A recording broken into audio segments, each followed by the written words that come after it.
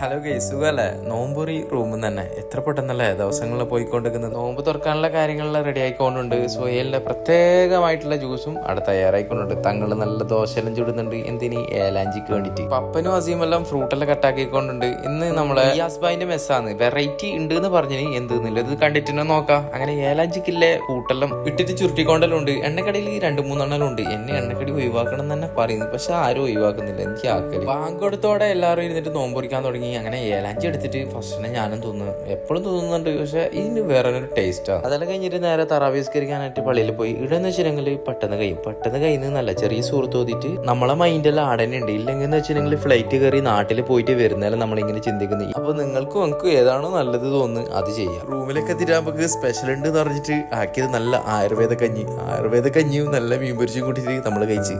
ഇപ്പുറം വന്നിട്ട് ബിരിയാണി വെക്കുന്നു. പാവം സൊയില് കഞ്ഞിയും കിട്ടിയിട്ടില്ല. അങ്ങനെ നല്ല അലിസലുണ്ടായിന്. അലിസയിൽ കുറച്ച് ഈത്തപ്പായൽ ഇട്ടിട്ട് നല്ല പാല് തോന്നിട്ട് നമ്മൾ ഇറങ്ങി. അപ്പോൾ ഓക്കെ, ബൈ.